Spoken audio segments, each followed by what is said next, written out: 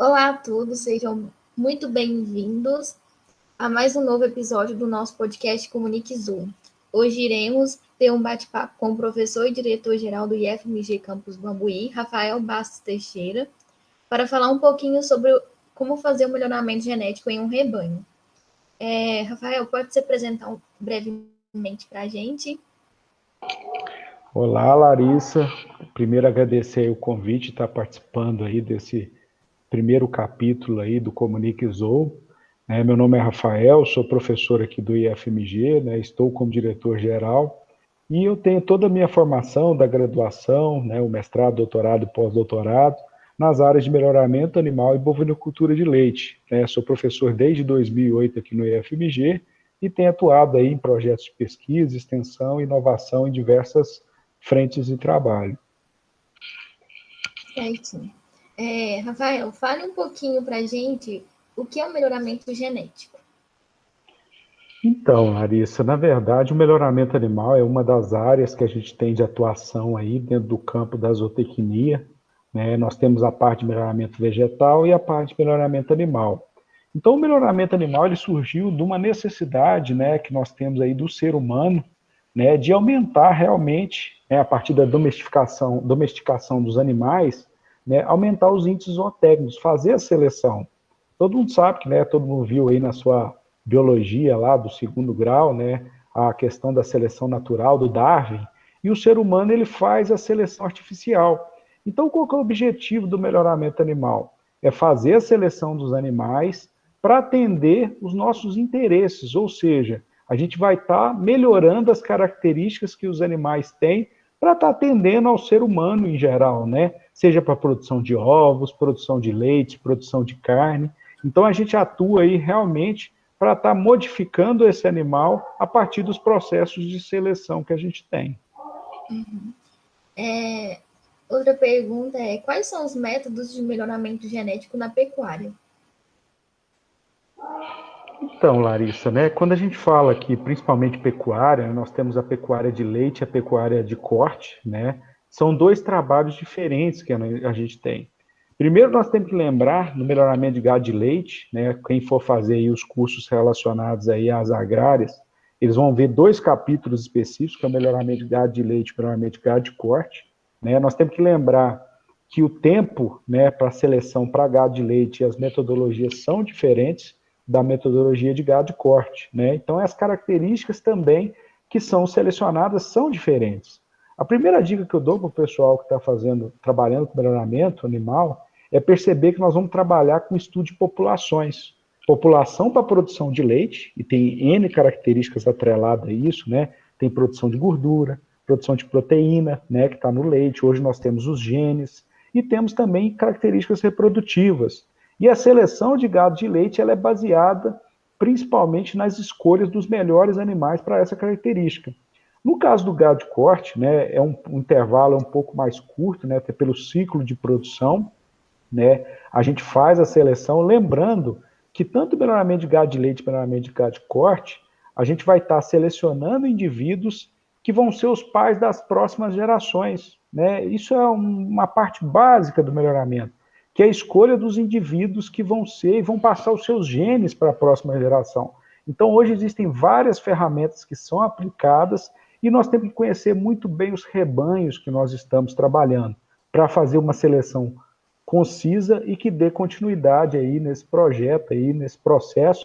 E eu falo, o programa de melhoramento genético ele é fundamental. E quem mexe com melhoramento tem que ser muito detalhista e realmente ele tem que escolher os melhores animais. Tem vários índices que nós podemos utilizar, Nós temos os parâmetros genéticos também que são usados. Então, um bom programa de melhoramento genético, ele parte aí do pressuposto de ter conhecimento da população que nós estamos trabalhando. Certinho. E quais são as etapas do melhoramento genético?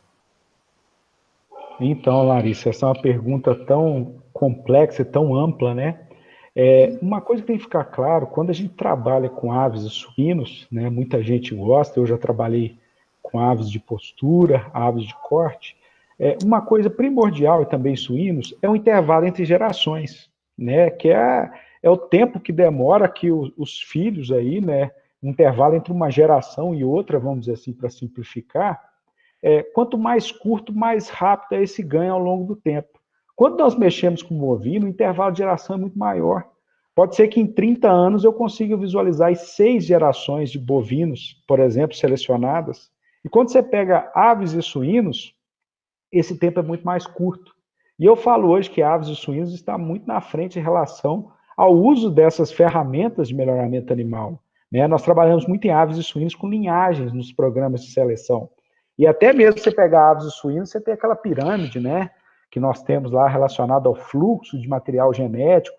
Em bovinos, né, isso é um pouco diferente, né? Eu falo que é uma pirâmide um pouco mais curta, né? Você tem lá o elite, que seria a base dessa parte genética, você tem os multiplicadores, o comercial. E quando você pega aves e suínos, você vai no sentido de bisavós, né, os avozeiros, as matrizes e o comercial, é um outro fluxo diferente. Então, os programas de melhoramento, eles funcionam muito de acordo com a espécie que você tem e com o fluxo que você tem que ter.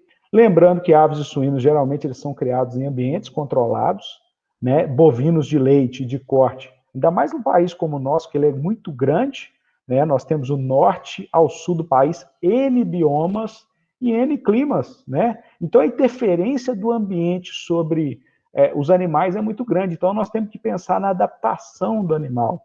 Então, o programa ele tem que ser construído baseado em algumas premissas. Primeiro, construção e avaliação do rebanho como um todo, né? Rebanho das diferentes espécies relacionadas a isso, implantação dos programas de seleção e cruzamentos também, que é outra ferramenta importante, e mensurar, medir, escolher os pais e ter em mente quais são os seus objetivos de seleção. Por quê? Nós queremos aumentar as frequências dos genes associadas a características de interesse do homem. Por exemplo, genes associados à produção de leite, genes associados à produção de ovos. Então, a seleção artificial ela é a principal ferramenta que nós usamos. Lembrando que nós temos a interferência, por exemplo, se fosse na natureza, né, nós temos a questão da mutação, que também acontece nos rebanhos comerciais, e a migração, além da deriva genética, né, que é outra muito difícil de mensurar. Então, é importante conhecer muito bem a população e definir muito bem qual é o objetivo do seu programa de seleção. Certinho. Outra dúvida é: quando e como fazer melhoramento genético em gado de corte? Então, gado de corte, eu falo, hoje no Brasil, né, a gente tem, hoje todo mundo ouviu falar, por exemplo, do Nelore, do cruzamento comercial, que é muito usado. Então, as principais ferramentas, especificamente no gado de corte, né, no melhoramento de gado de corte, ele também está atrelado ao avanço das biotecnologias da reprodução. Vou dar um exemplo aqui da inseminação artificial em tempo fixo. Né? Hoje você consegue sincronizar os animais e inseminar na data pré-determinada. E aí você tem muito mais facilidade de estar usando touros melhoradores, né? Cruzamento entre zebuínos, os principais grupos que nós temos no Brasil, os zebuínos, você põe Nelore, Guzerá e outras raças, né? E os taurinos, como Red Angus, né? Outras espécies aí que a gente tem que pode estar sendo utilizada aí, que são animais importantes nesse cruzamento. E aí eu até chamo atenção para o conceito de heterose, né? Que esse aí eu falo que é o principal cruzamento do Brasil, que a gente chama de cruzamento comercial, que na verdade é o zebuíno com taurino, tem um F1, que é o cruzamento. E do gado de corte nós temos também as fazendas selecionadoras. E lembrando que nosso sistema de produção no Brasil, principalmente de gado de corte, ele é baseado muito na criação extensiva dos animais a pasto. Outros países têm muito confinamento. Nós fazemos também, aumentamos muito essa taxa, né? Mas nós temos que entender muito bem como fazer esses programas e mensurar, né? Então, assim, a gente vê vários programas relacionados ao melhoramento de gado de corte, seja por exemplo, da Gene Plus, da Embrapa, é um programa muito consolidado, eles estão lá selecionando um composto, né, colocando valores econômicos na seleção dessas características. Então, existem várias formas de estar fomentando o melhoramento genético de gado de corte. Outra dúvida. Quais são os benefícios e vantagens do melhoramento genético? Então, essa é uma coisa muito importante, né? Quando eu vou ministrar a disciplina, né, eu mostro sempre um vídeo que ele fala dos malefícios do melhoramento animal. Por quê? Quem define os objetivos de um programa de melhoramento é o homem, né? A seleção é artificial, não é uma coisa que naturalmente aconteceria. Eu até brinco com os meus alunos, falo assim, ó, já pensou se você abrisse, por exemplo, um galpão de suínos e voltasse eles para a natureza? Eles não iam sobreviver. E a mesma coisa é quando você começa a selecionar, né, os animais de forma equivocada. Então, quando a gente fala o que precisa para ter sucesso no melhoramento animal, a gente também tem que lembrar do que não pode ser feito. Por quê? Porque o animal ele é muito complexo. Né? Tinha até uma vez eu assisti uma palestra que eu achei muito interessante, que eles falavam que era um animal nirvana, né, no sentido da perfeição. Né? Então, a gente quer um animal que seja precoce, que seja produtivo, e agora nós temos que lembrar também de outros fatores importantes, como o bem-estar animal também, né? E muitas vezes a gente lembra que tudo tem um platô, um limite fisiológico do animal. Se a gente, quando for ter aqui a fala sobre a discussão sobre a nutrição, por que desde que o mundo é mundo, a gente sempre está avaliando, por exemplo, valores de proteína, valores nutricionais para os animais? Por quê? Porque geneticamente, fisiologicamente, o melhoramento está modificando ele. Mas só que é o seguinte, por exemplo, se eu mudo a estrutura física de um animal, eu tenho que pensar que ele vai mudar a sua exigência, né? Então a gente tem que ter consciência de que tudo tem os seus platôs dentro da seleção e dentro dos cruzamentos como um todo.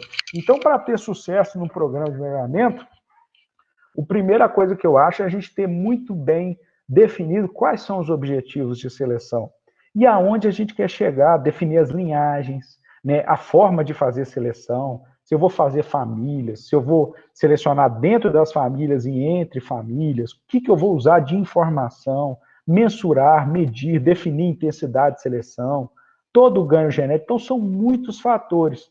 Então, primeiro é o delineamento do programa de seleção. Definir muito bem o que você vai usar para tentar chegar no seu objetivo. Não é simples, é muito difícil toda essa composição.